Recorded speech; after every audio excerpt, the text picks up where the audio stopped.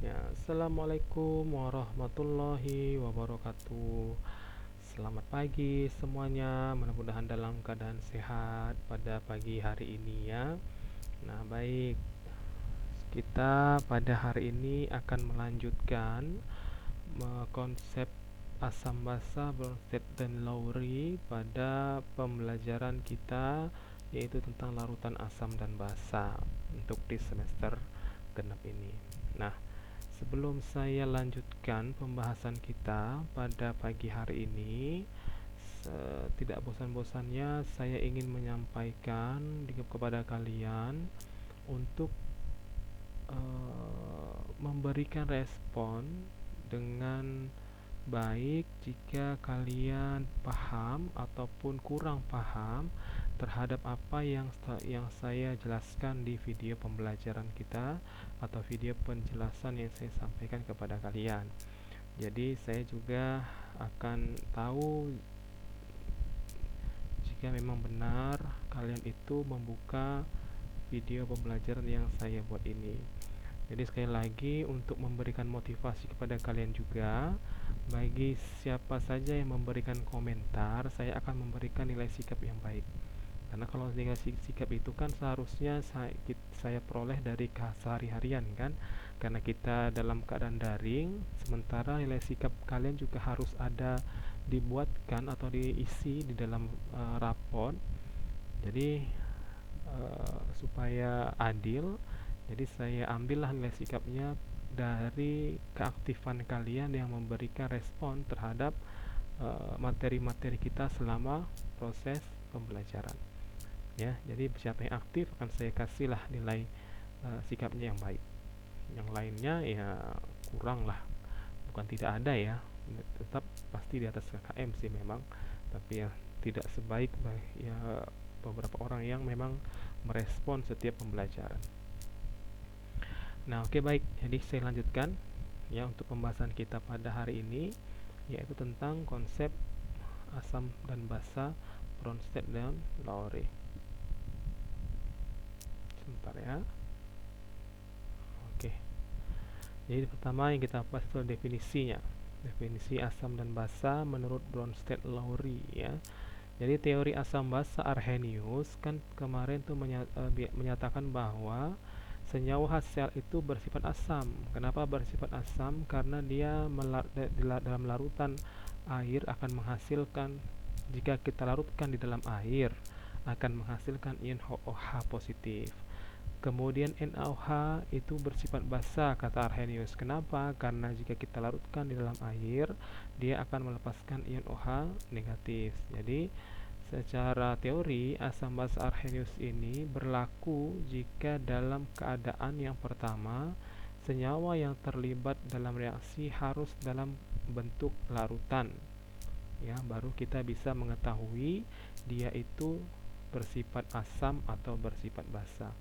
Yang kedua, suatu senyawa itu dikatakan bersifat asam jika dalam larutannya itu menghasilkan ion H positif, sedangkan suatu senyawa dikatakan bersifat basa jika dalam larutannya tak melepaskan ion OH negatif. Ini kata Arrhenius. Nah, tetapi dalam kenyataannya di alam, ternyata ada fakta lain yang tidak mematuhi aturan daripada Arrhenius. Yang pertama, jika kita mereaksikan antara gas HCl dan juga gas NH3. Nah, ini dapat berlangsung bereaksi, dia membentuk NH4Cl. Jadi, reaksinya itu adalah HCl ditambah NH3 akan menghasilkan NH4Cl. Nah, mengapa bisa ini? Sementara kata Arrhenius, kita bisa mengetahui suatu larutan itu bersifat asam atau basa jika dia dalam bentuk larutan dan kita larutkan dalam air menghasilkan ion H positif dan juga ion OH negatif. Jadi tidak bisa gas yang ditentukan oleh Arrhenius apakah bersifat asam ataupun basa. Nah, yang kedua, larutan Na2CO3. Jika ini dites dengan menggunakan indikator, maka dia akan menunjukkan sifat basa padahal dalam senyawa tersebut tidak mengandung ion OH negatif. Nah, kenapa? Kalau misalnya kata Arrhenius kan yang dikatakan basa ya harus mengapaskan ion OH negatif. Nah, ternyata Na2CO3 ini sifatnya basa, tapi nggak ada ion OH negatif. Nah, dua hal inilah yang tidak bisa dibuktikan oleh teori Arrhenius, ya. Jadi dapat disimpulkan bahwa teori asam basa Arrhenius belum bisa menjelaskan semua fenomena alam yang terjadi secara reaksi kimia. Ya, jadi oleh karena itu perlu ada teori asam basa yang baru yang lebih mampu menjelaskan fenomena-fenomena reaksi kimia. Nah, jadi menanggapi kekurangan dari teori asam basa Arrhenius, pada tahun 1923 seorang ahli dari Denmark yang bernama Johannes N. Bronsted dan Thomas Lowry dari Inggris yang bekerja sendiri-sendiri, jadi tidak bergabung mereka berdua ya, tapi dalam waktu yang bersamaan, jadi mengembangkan konsep asam basa berdasarkan serah terima proton. Jadi ini Bronsted Lowry itu adalah dua ilmuwan yang berbeda dan dari dua negara yang berbeda juga, tapi mereka bukan bekerja sama untuk melakukan penjelasan terhadap teori asam basa yang mereka ketemui, tapi mereka bekerja masing-masing, tapi dalam waktu yang bersamaan, dan hasil reaksinya atau hasil teorinya juga hampir sama. Nah, jadi dalam hasil teorinya itu konsep asam basa berdasarkan serah terima proton untuk selanjutnya dibahas oleh teori asam basa Bronsted dan Lowry. Maka ini dikatakan atau lebih dikenal dengan konsep asam basa Bronsted Lowry, ya. Jadi kata Bronsted dan Lowry, asam itu ternyata adalah spesi yang memberikan proton, sementara basa adalah spesi yang menerima proton. Jadi bukan di dalam air atau di dalam larutannya menghasilkan OH negatif, H positif, bukan. Yang dikatakan oleh Bronsted dan Lowry ini adalah serah terima proton. Ya, siapakah yang menyerahkan dan siapa yang menerima. Nah, asam itu dikatakan donor proton atau menyerahkan proton, sementara basa itu adalah aseptor proton atau yang menerima proton. Nah, coba perhatikan contoh berikut yang di bawah ini, di mana NH4 positif direaksikan dengan H2O. Asam, NH4 positif ini dikatakan asam, sementara H2O dikatakan basa. Basa dia menerima proton ya, sementara asam dia mendonorkan, berarti ada H positif di sini dilepaskan, tinggallah NH3 baru diterimalah atau diseraplah atau aseptor oleh si basa menjadi H3O. Maka hasilnya menjadi NH3 ditambah H3O positif. Begitu juga dengan H2O ditambah dengan NH3, ya, kebalikannya ya. Nah, ini basa, jadi ini reaksinya bolak-balik nih. H2O bersifat asam, kemudian basanya NH3, kemudian asam tadi katanya mendonorkan, lepaskan satu H positif, diikatkan oleh NH3 menjadi NH4 positif dan juga OH negatif, ya. Nah, jadi pada contoh yang di atas terlihat bahwa air dapat bersifat sebagai asam atau donor proton dan juga dapat bersifat sebagai basa yaitu aseptor proton. Maka air sering disebut sebagai amfiprotik atau senyawa amfoter. Dia dapat bertindak sebagai donor dan juga aseptor.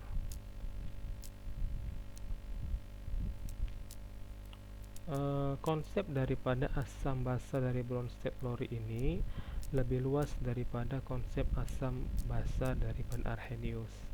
Kenapa? Karena hal-hal berikut. Yang pertama, konsep asam basa Bronsted Lowry ini tidak terbatas dalam pelarut air.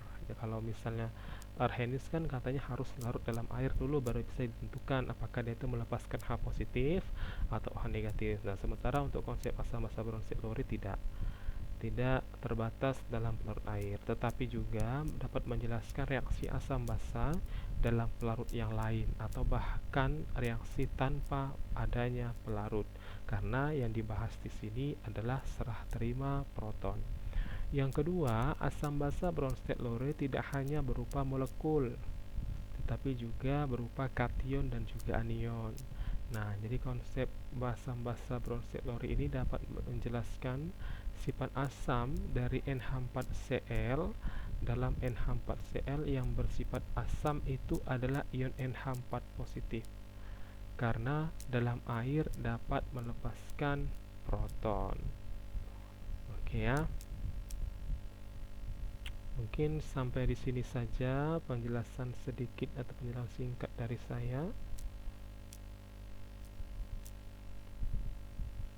Satu lagi ya. Nah, ini perhatikan contohnya. Ada asam dan basa konjugasi. Nah, apa itu yang dikatakan sebagai asam dan basa konjugasi? Suatu asam setelah melepas satu proton akan membentuk spesies yang disebut sebagai basa konjugasi. Jadi asam setelah dilepaskan dia proton, maka dia menjadi basa konjugasi dari asam tersebut. Nah, sedangkan basa yang telah menerima menerima proton, maka dia disebut sebagai asam konjugasi. Setelah dia menerima proton, dia disebut sebagai asam konjugasi. Contoh nih, dikatakan ini asam. Asam itu adalah proton ditambah dengan basa konjugasi. Ya, jadi basa konjugasi setelah ditambahkan proton akan menghasilkan asam. Basa konjugasi jika telah ditambahkan proton akan menghasilkan asam. Sementara asam konjugasi itu adalah jika basa ditambah proton. Ya, basa ditambah proton akan menghasilkan asam konjugasi. Basa konjugasi ditambah proton akan menghasilkan asam. Seperti itu ya. Coba diperhatikan baik-baik anak panahnya. Karena kan tadi asam itu kan melepaskan proton kan. Nah, ini asam. Dia donor proton, berarti lepaskanlah H positifnya. Ini dia, lepaskan protonnya, maka tinggal siapa? Cl negatif kan. Nah, Cl negatif inilah dikatakan sebagai basa konjugasi dari asam. Gitu ya. Sementara basa kan dia aseptor proton, menerima proton kan. Jadi pada saat NH3 menerima H positif akan mengatakan berarti jadi tambahannya kan, jadi NH4 positif. Jadi basa setelah menerima proton atau menjadi aseptor proton, dia akan menghasilkan asam konjugasi. Jadi basa ditambah proton akan menghasilkan asam konjugasi. Ya, begitulah penjelasannya. Nah, coba perhatikan pasangan asam basa setelah terjadinya serah terima proton yang dinamakan sebagai asam basa konjugasi. Nah, ini perhatikan ini asam nih. Ha adalah asam ya, ada H-nya di sini. Ha. Ya, kemudian direaksikan dengan H2O. H2O di sini bersifat sebagai basa. Kenapa? Karena dia direaksikan dengan sebuah asam. Karena kan asam basa, maksudnya H2O kan bisa bersifat asam, bisa bersifat basa, tergantung siapa yang direaksikan dengan dia. Kalau yang direaksikan dengan air itu tersebut adalah asam, berarti H2O-nya bersifat basa. Kalau misalnya direaksikan dengan H2O itu adalah basa, berarti H2O-nya sendiri bersifat asam, ya, tergantung. Nah, asam kan tadi donor ya. Jadi Ha hanya dilepaskan, didonorkan kepada H2O. Ya, didonorkan kepada H2O, akan kemudian nanti H2O-nya akan menerima satu proton menjadi H3O. Jadi H3O ini dia. Ini basa menjadi H3O. Nah, ini dikatakan sebagai asam konjugasi. Asam konjugasi dari basa. Kemudian asam ini dilepaskannya hanya tinggal A negatif. Jadi dikatakan sebagai basa konjugasi. Basa konjugasi yang berasal dari asam. Lihat aja lawannya. Asam basa konjugasi, basa asam konjugasi. Itu pasangan-pasangannya ya. Asam basa konjugasi, basa asam konjugasi. Oke ya. Nah, baik ya, mudah-mudahan paham ya pasangan-pasangan asam basa konjugasi ataupun basa asam konjugasi yang sudah saya jelaskan kepada kalian. Nanti akan ada tugas yang harus kalian kerjakan. Saya sudah sangat gampang ya. Ini tugasnya di bawah ini, latihan 55 ini. Nah, tapi sebelum mengerjakan tugas, karena akan saya memostingkannya kira-kira 30 atau 40 menit baru saya postingkan tugasnya. Sebelum sampai tugasnya muncul, kira-kira ada yang ingin kita diskusikan atau tidak, atau ada ya beberapa hal yang ingin mungkin kalian kurang paham atau tidak paham, silakan disampaikan dan nanti akan kita diskusikan di dalam kolom komentar. Tapi kalaupun memang kalian paham dengan apa yang saya sampaikan tadi, bisa juga kalian berikan komentarnya. Kalau memang paham, katakan paham atau mengerti. Begitu ya. Oke, sampai di sini saja pertemuan kita pada pagi hari ini. Lebih dan kurang saya mohon maaf. Wabillahi taufiq wal hidayah. Wassalamualaikum warahmatullahi wabarakatuh. Selamat pagi semuanya.